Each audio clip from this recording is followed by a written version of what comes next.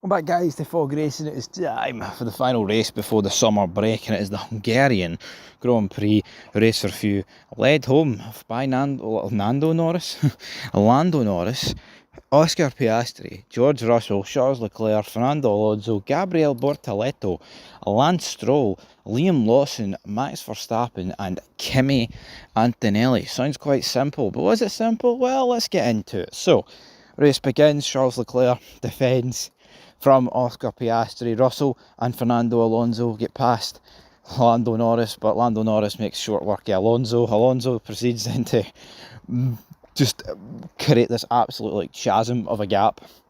And I mean, I wouldn't say he screwed the race of everyone behind, because if we're being perfectly honest here, who had a chance behind of getting close to the other guys? For me, none of them. Now, Max got up behind Gabriel Bortoleto and Alonso. He was sitting, P7? And to be fair, if Max Verstappen overtook Bortoleto and Alonso, he would have been nailed on for fifth. Hell, maybe with the pace of the Red Bull and clean air, he could have done something, right? But the reality is, top four was always going to finish in some capacity like that. But the drama continued, because it looked like big Charles Leclerc was going to be on for a great result, right? Looked like it was going to be a great result, a victory. But then what happened, folks? I don't even know what happened. Ferrari just put on the hard tyre, and he's complaining about the chassis breaking. And at this point, they had a massive tyre offset to Norris, and you're thinking, right, is Leclerc going to catch him here? Is Leclerc going to catch him? Just doesn't catch him. Just doesn't catch him, right? Doesn't catch him. Then Piastri overtakes him. Then Leclerc's on the radio greeting. Then Russell overtakes him. And if we're being honest, I think Charles Leclerc, he definitely lost the head here. No two ways about it. He just had enough. And some dodgy defensive driving. He did get a time penalty, which made him finish even further behind than what he would have.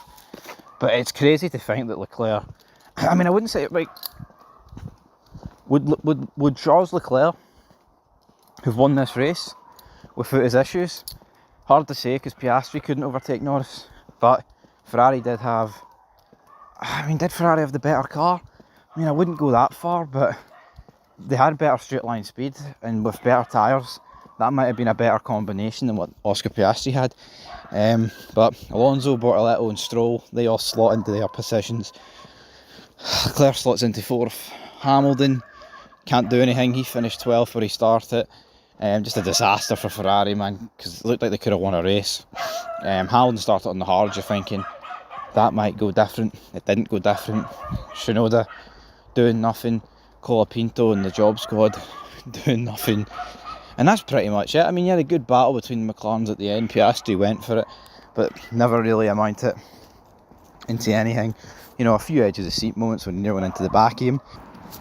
Norris managed to hang on, and I tell you what, folks, I think this is what we needed. We needed Norris to hang on, because we need a close battle between these two. It's over for anybody else, man. I mean, I think there was a lot of optimism going into this season that we could get a title fight. We could get a title fight between loads of different cars. We're thinking, oh, Ferrari, Charles Leclerc and Hamilton, finally the car to deliver. Max Verstappen will always be there. Hell, you don't know about Mercedes, George Russell leading that team now. I mean, it's not worked out the way we'd want, but at the same time, it's unfortunate, folks.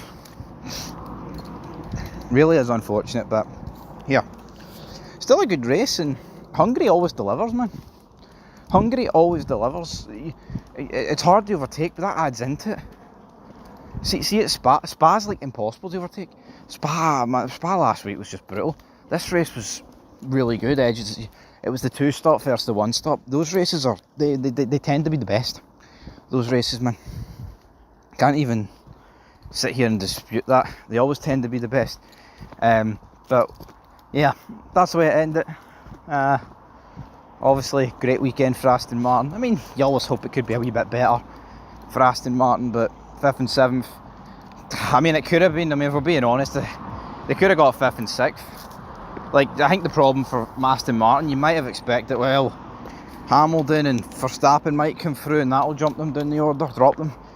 to actually get beat by Bortoletto from a Stroll perspective is not really good enough. I mean, you hope when Alonso overtakes Norris on lap 1 and he almost puts it on the outside of Russell, you're thinking, oh, Fernando could get some, a podium here, but not to be.